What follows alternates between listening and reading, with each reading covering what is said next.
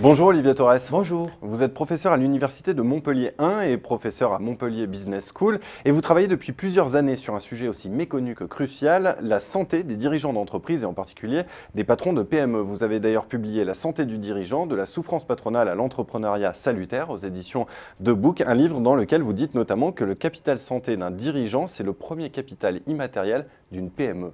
Ah oui. Alors pourquoi ? Oui, je l'ai écrit et je l'affirme, c'est-à-dire qu'il y a une grande théorie en PME qui a été forgée par Henri Maët-Bollandel qui parle d'effet grossissement. Et autant la mort d'un dirigeant du CAC 40 a très peu d'impact sur le cours de l'action, autant la mort d'un dirigeant de PME devient cataclysmique.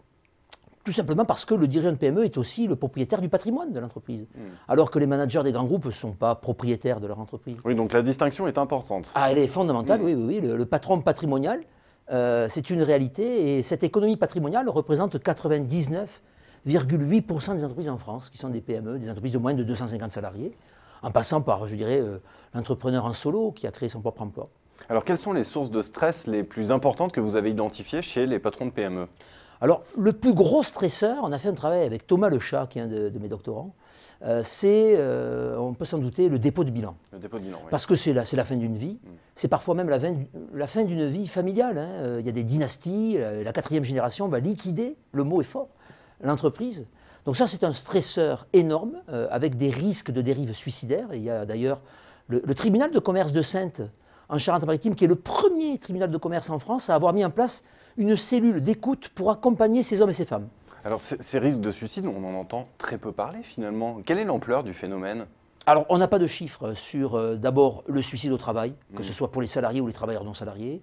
On sait qu'il y a 10 500 suicides en France chaque année. Mais j'estime, par plusieurs recoupements, qu'il y a à peu près entre 1 et 2 dirigeants de PME tous les jours qui se suicident en France. Entre 1 et 2, oui, tous les jours. Oui. C'est un chiffre dans l'anonymat d'ailleurs le plus consternant, parce que quand vous avez un salarié de France Télécom qui se suicide, ça fait la une de tous les médias. Mais quand c'est un artisan, un commerçant, un expert comptable, parce que les professions libérales sont aussi des chefs d'entreprise, eh bien effectivement ça fait au mieux un fait divers, ça ne fait pas en tout cas la une des médias. Oui, ça intéresse moins. Alors, s'il est aussi difficile d'entreprendre, vous parlez justement de ces dérives suicidaires, quels sont les ressorts qui poussent néanmoins les individus à se lancer et à entreprendre ? Alors, vous avez raison de dire que ce n'est pas facile d'entreprendre, parce qu'il y a d'autres stresseurs. On a parlé du dépôt de bilan, mais un autre stresseur qui est très fréquent, par contre, c'est les problèmes de trésorerie. Les problèmes de trésorerie, oui. Et avec notre observatoire, on a travaillé sur, si vous voulez, la qualité du sommeil et les stresseurs. Et alors, de manière très très claire, les problèmes de trésorerie empêchent de dormir. No cash flow, no sleeping. Je dirais que c'est assez corrélé. Alors, heureusement, il y a quand même des éléments compensateurs, parce que sinon, personne n'entreprendrait. Et les ressorts sont très souvent des ressorts qui relèvent de la psychologie positive.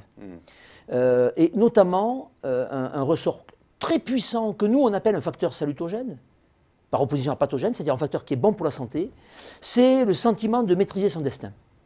Et un chef d'entreprise, qu'il soit homme ou femme, quand il crée son entreprise, quel que soit le secteur, a le sentiment de créer son propre monde, il crée déjà son propre emploi. Et ça, c'est un facteur extrêmement puissant, générateur de bonne santé. Donc en fait, vous êtes en train de dire que pour certains profils d'individus, entreprendre est bénéfique pour la santé, c'est salvateur. Ah, je vais même prochainement écrire un livre dont le titre sera « Entreprendre, c'est bon pour la santé ». Mais seulement pour certains profils d'individus, pas pour tous. Je relativise avec un bémol. C'est-à-dire que quel que soit l'individu, quand on entreprend, ça génère de la maîtrise du destin. Si vous montez un business plan et que vous allez voir votre banquier en disant « Vous savez, si je réussis, c'est que j'ai de la chance. Si j'échoue, ce n'est pas de ma faute. » Personne ne va vous prêter de l'argent. Donc, être entrepreneur, c'est déjà se mettre dans une posture, naturellement, qui est dans celle d'un homme ou d'une femme qui maîtrise son destin. C'est aussi être très optimiste. Quand on entreprend, on est un investisseur, un créateur, un formateur. Ce sont des fonctions qui, de manière endogène, créent de l'optimisme. Je pourrais multiplier la démonstration. Simplement, il y a un bémol, c'est que la santé des entrepreneurs, des dirigeants de PME est meilleure, quand on la compare par exemple avec les salariés ou des 4 salariés, mais par contre elle est plus risquée. Pour le dire autrement, chez l'entrepreneur il y a des hauts très hauts, mais il peut y avoir des bas très bas. Comme par exemple le dépôt de bilan. Voilà.